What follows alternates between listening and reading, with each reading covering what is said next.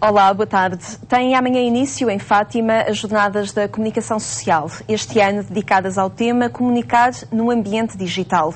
Para nos falar desta proposta e da informação em rede, que hoje é concretizada pela Igreja Católica, vai estar connosco Paulo Rocha, jornalista e diretor da Agência Eclésia. Uma análise a fazer mais à frente neste programa. Por agora, convido-o a olhar para alguns acontecimentos que marcam a atualidade informativa.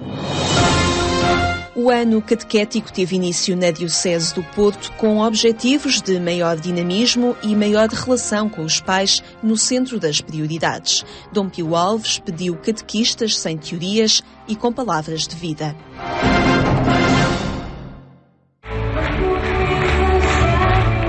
Foram muitos os catequistas que marcaram presença neste encontro que assinalava a abertura de mais um ano em que a transmissão da fé se concretiza também no encontro comunitário das crianças com aqueles que lhes anunciam o Evangelho.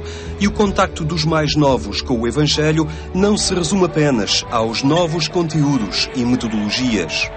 E mais importante ainda é que a catequese não seja uma mera transmissão de conteúdos, mas seja uma oportunidade para um encontro pessoal com Jesus Cristo no seio de uma comunidade. Para os responsáveis por este setor da pastoral, o primeiro desafio que se coloca ao catequista é a coerência das convicções, ou seja, um encontro pessoal com Cristo. É o encontrar-se profundamente com Jesus Cristo, viver ao jeito dele. Esse é o primeiro desafio. Esse desafio vai permitir o quê? Ser capaz de dar a ver e a transpirar este Jesus Cristo aos outros. E o outro grande desafio é de facto ir ao encontro daqueles que ou já se esqueceram ou porventura estão muito longe da fé. Neste processo é fundamental o papel da família. Se o catequista tem de cativar as crianças, tem também de envolver os pais. Um dos grandes desafios atualmente do catequista é, no fundo, evangelizar a família. Criar laços, criar espaços de experiências de fé forte para que o adulto tenha o desejo de viver essa fé e a possa depois, então, sim, transmitir. Não fazemos este trabalho sozinhos, nós precisamos de um apoio em casa. Precisamos de alguém que connosco os encaminhe para este caminho, que nos ajude a fazer com que eles acreditem nisto e que sejam um exemplo. Num tempo em que as mentalidades nem sempre assumem a importância do transcendente, a família é um núcleo que facilita às crianças a compreensão de Deus. Perceberem primeiro que, para além da família de casa, tem outra família. E essa família tem um pai, que é Deus. Dom Pio Alves aproveitou também este encontro com os catequistas para sublinhar que do trabalho que a Igreja desenvolve hoje, junto das novas gerações, depende também a qualidade da sociedade do amanhã. Nós temos de ter consciência que os miúdos que agora estão na catequese, que agora estão nas escolas, são a geração que nos vai governar e que vai assumir a sociedade e a Igreja dentro de 10, 15, 20 anos. E, portanto, a qualidade da sociedade vai passar por eles e a qualidade deles depende de cada um de nós. A grande adesão dos catequistas a este encontro, que na Diocese do Porto marcava o início do ano catequético, era também sintoma do esforço de renovação que neste campo se experimenta na Diocese. Apostada em refletir novos desafios, experimenta também projetos inovadores que vão contagiando as comunidades e multiplicando abordagens novas na transmissão da fé.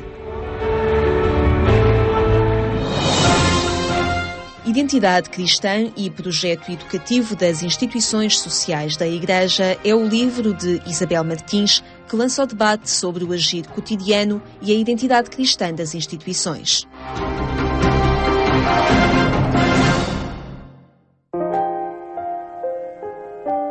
Propor pistas para que nos centros sociais paroquiais se afirme a identidade cristã das instituições e para que a doutrina social da Igreja não seja apenas enunciada nos princípios básicos. É este o objetivo do livro Identidade Cristã e Projeto das Instituições Sociais da Igreja. A doutrina social da Igreja estava enunciada nos princípios básicos da instituição, mas depois como que se diluía ao longo do documento. Ora, se um projeto educativo se destina a organizar e a estruturar a ação da instituição relativamente aos utentes, se este elemento se dilui, também correremos o risco de que a identidade cristã da instituição se dilua na sua ação concreta cotidianamente. Um risco que este livro pretende fazer desaparecer. A partir da sua leitura, as instituições sociais da Igreja Católica ficam a conhecer os fundamentos e a estrutura que poderá ter um projeto educativo para um centro social, seja ele paroquial ou não, o que irá ajudar a instituição a redescobrir e atualizar a sua identidade cristã nos serviços que desenvolve. Explicações que resultam da análise de um conjunto de projetos educativos de muitas instituições sociais do Patriarcado de Lisboa, nomeadamente centros sociais paroquiais que trabalham na educação de crianças e no cuidado de idosos. Tem pistas porque na minha pesquisa não encontrei nenhum outro estudo do género. Portanto, é uma primeira abordagem. Tem pistas, tem uma proposta de matriz para os projetos educativos, também para os projetos das respostas sociais e de sala, e tem também uma proposta de um plano pastoral para a instituição, que aparece como fundamental para alimentar esta identidade cristã. Para que isso aconteça, a formação dos colaboradores é essencial. A meu ver, é basilar. Se não tivermos um plano de formação para os nossos colaboradores, formação espiritual e doutrinal, dificilmente a instituição será cristã. O livro Identidade Cristã e Projeto Educativo das Instituições Sociais da Igreja, de Isabel Martins, é publicado pela Fundação Secretariado Nacional da Educação Cristã e é, segundo a autora, uma edição inédita sobre o assunto em Portugal.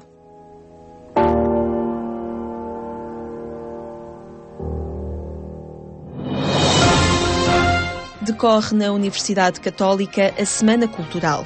A reitora Maria da Glória Garcia apresenta esta iniciativa, destacando a presença do padre António Spadaro no debate sobre o contexto de ensino a nativos digitais.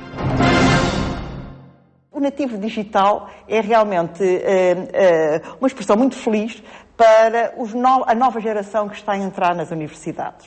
E nós queremos que os nossos docentes saibam lidar com esta nova geração.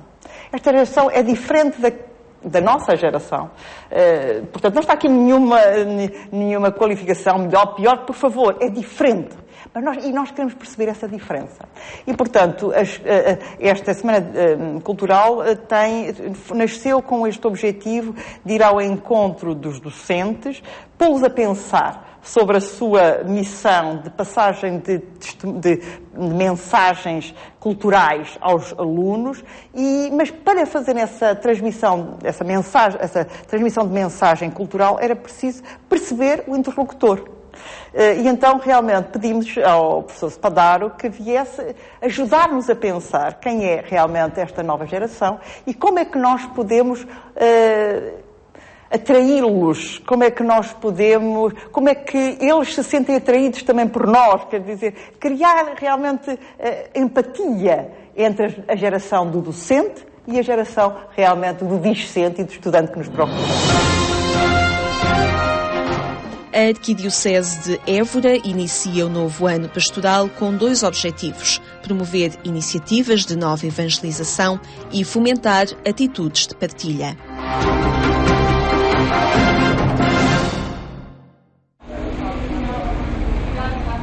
A inspiração para o novo ano pastoral parte das primeiras comunidades cristãs. Anúncio, testemunho e partilha são atitudes que o Plano Pastoral de 2013-2014 quer fomentar, convocando todos os diocesanos para projetos de nova evangelização que cheguem a novos lugares. É a perspectiva de desafiarmos a Igreja e desafiarmos o mundo a estabelecer um lugar de encontro. É possível que o mundo possa encontrar-se dentro das igrejas, como edifício, mas na Igreja como comunidade. E é possível a Igreja ir ao meio do mundo e aí ser Igreja e transmitir o testemunho verdadeiro do Evangelho. O relato dos Atos dos Apóstolos com o cotidiano das primeiras comunidades surge como guia para as da atualidade. Elas são desafiadas a seguir o exemplo dos primeiros cristãos. Nesta descoberta do que é a Igreja no princípio e do quanto a Igreja do princípio nos pode ensinar para a pastoral de hoje, para a nossa vida, a nossa relação dos presbíteros com os leigos, dos leigos em comunidade, das comunidades com a sociedade em geral. E isto exige, de facto, uma nova mentalidade.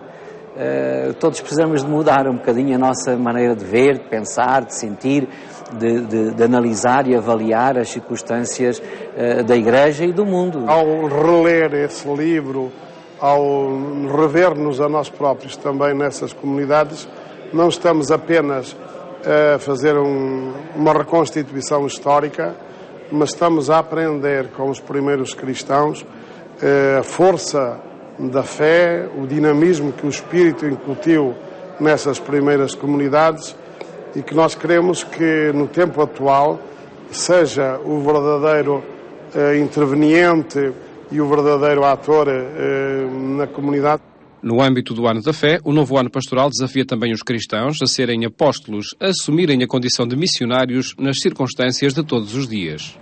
Este ano quisemos dar-lhe uma outra tonalidade, quisemos que os cristãos fossem também verdadeiros apóstolos e que convidassem as pessoas em geral, os que já são cristãos, os que são frequentadores da Igreja habitualmente e aqueles que eventualmente estão afastados, a que façam uma experiência nova, viver a fé em profundidade, os que já são comprometidos, que deem testemunho pela palavra e pelo exemplo, para que os outros também se sintam atraídos pela vida dos próprios cristãos. O Plano Pastoral de 2013-2014 foi apresentado ao clero diocesano num encontro que analisou o tema da evangelização desde as origens do cristianismo. Esta vuelta a los orígenes nos abre la mente para descubrir nuevas iniciativas, para descubrir experiencias evangelizadoras de la primera hora que hoy pueden ser muy importantes en la nueva situación que estamos viviendo. Entonces yo creo que se ha vivido una comunión espiritual con aquellos primeros evangelizadores de los cuales pues podemos aprender también nosotros mucho. A Arquidiocese de Évora vai assinalar o início do novo ano pastoral a 5 de outubro. Depois ficam desafios para uma evangelização de proximidade e ajuda recíproca, como acontecia nas primeiras comunidades cristãs. Era uno de los 7 y después en el...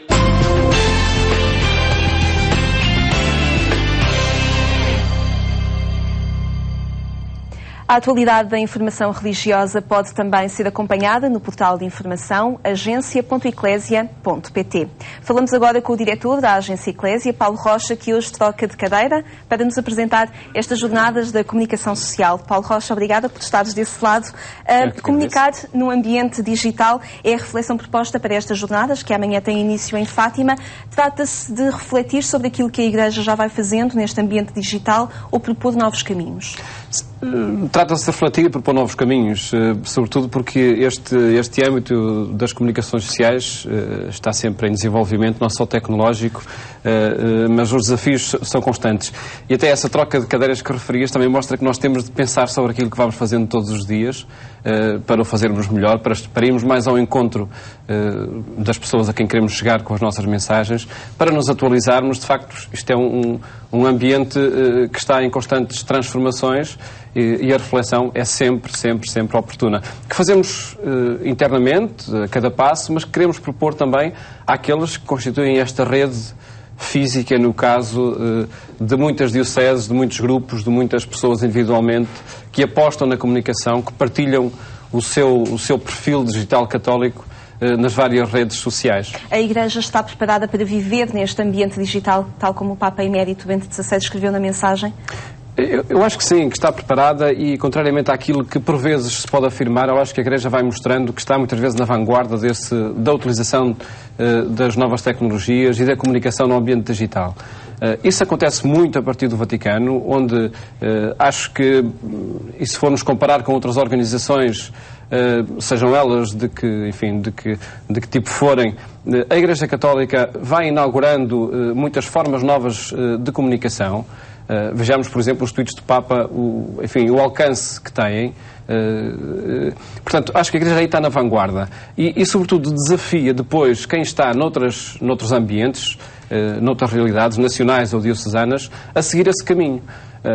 Claro que há aqui sempre um fator que pode ser, que é relevante, não há dúvida nenhuma que é relevante, que isto implica uma estratégia, implica uma aposta, e como se fazem estratégias noutros âmbitos dos setores da pastoral da Igreja, este também implica que se façam apostas, implica que se investam recursos financeiros, recursos humanos, com qualidade, para que de facto a comunicação aconteça também ela com qualidade. E que leitura é que fazes dessa realidade que se vai estendendo ou não às dioceses portuguesas para estarem presentes nesta rede?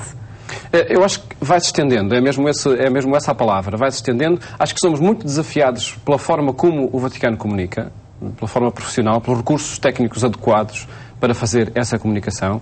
Nós, em cada circunstância, na nossa em concreto, somos desafiados a dar seguimento a essa aposta que o Vaticano, a nível central da Santa Sé, vai fazendo. Em todo o caso, há também aqui uma realidade nova deste ambiente digital, é que a comunicação acontece muito por partilha, e a partilha é individual, é pessoa a pessoa. O que desafia, no caso, não a instituição, mas também cada pessoa. Cada pessoa é desafiada a partilhar aquilo que é, a forma como vive nas circunstâncias atuais, e aí já está em causa, é uma decisão pessoal, é uma vontade própria para partilhar, para ir fazendo, enfim, criando uma rede com estes conteúdos que motivam a própria experiência humana que cada um vive. As jornadas de comunicação social acontecem desde 87, em formato de um dia, e concretamente desde 92, com 2 dias. De que forma é que esta dinâmica e esta proposta do Secretariado Nacional das Comunicações Sociais permite também formar esta rede entre profissionais da comunicação? Eu recordo, enfim, há alguns anos, da década de 90, já lá vão alguns anos em que andamos nestas andanças, em que de facto aconteceu uma aposta muito grande por fazer com que estas jornadas fossem horas ou dias, uma tarde e uma manhã de encontro entre aqueles que trabalham neste âmbito da comunicação social. Não só quem é da Igreja Católica e está a trabalhar ou num jornal diocesano ou num secretariado diocesano das comunicações sociais, mas nos muitos profissionais que tratam este tema do religioso nos meios generalistas, nas televisões, nos jornais, etc. E eu acho que esse encontro foi acontecendo de forma progressiva, os desafios foram-se colocando cada vez mais de forma recíproca, e as jornadas acabam por ser um espaço de debate, sem dúvida que sim, um espaço de debate, mas sobretudo também um espaço de encontro entre pessoas que trabalham nesta área. E se nós queremos que este seja um setor que esteja em desenvolvimento, que vá crescendo, nada melhor do que promover esse encontro entre pessoas, porque é pelo conhecimento recíproco, pela partilha de desafios que tudo isso pode desenvolver-se. Entre profissionais que trabalham em formação religiosa, mas também com outros profissionais?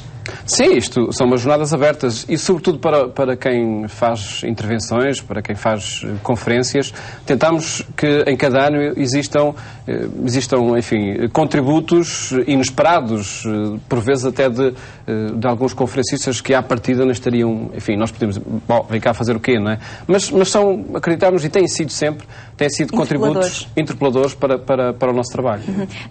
Concretamente nestas jornadas, que amanhã têm início, concretamente na sexta-feira, o jesuíta António Spadat, o autor do livro Ciberteologia, Pensar o Cristianismo na Era Digital, vai lá estar presente nas jornadas, e ele, na introdução deste livro, que já foi apresentado em Portugal, refere que a tarefa da Igreja, assim como todas as comunidades eclesiais, é de acompanhar o homem no seu caminho, e a rede faz parte integrante deste percurso de modo irreversível. Eu perguntava-te que contributo é que a Agência Eclésia pode dar neste projeto que aqui a Igreja também é chamada.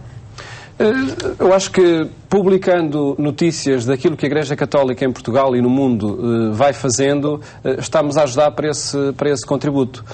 Nós, na Agência Eclésia, não estamos a fazer doutrina, nem pouco mais ou menos. Queremos ser uma agência de notícias que, no caso, trata o tema religião e, sobretudo, o tema Igreja Católica, mas que toca outros temas que têm a ver com o humanismo, que têm a ver, enfim, com a experiência da sociedade nos tempos atuais.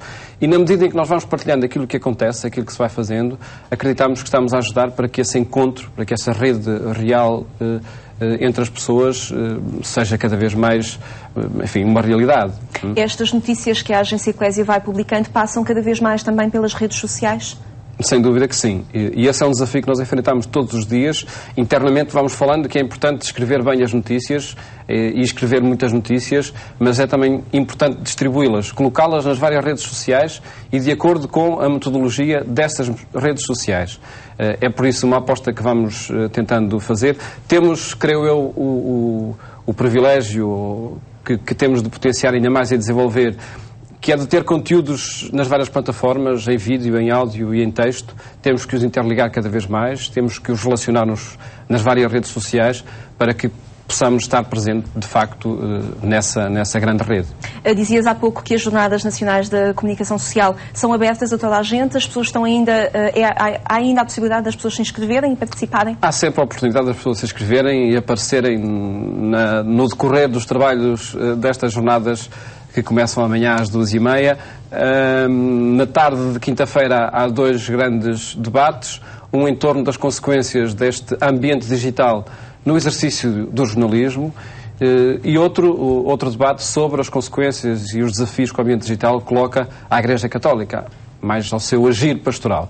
E depois, na sexta-feira, como dizias, essa conferência com o Padre Spadaro, que acreditamos que, por aquilo que ele inaugurou no pensamento nesta área, falar desse termo de cyberteologia, a Igreja na rede, mas também por causa da entrevista ao Papa Francisco, acreditamos também que sejam grandes as expectativas para o ouvir. Muito bem, Paulo Rocha, obrigada por ter estado desse lado. Muito obrigado. Tivemos a analisar desafios que vão seguramente estar presentes nestes dias das Jornadas da Comunicação Social, que amanhã têm início em Fátima.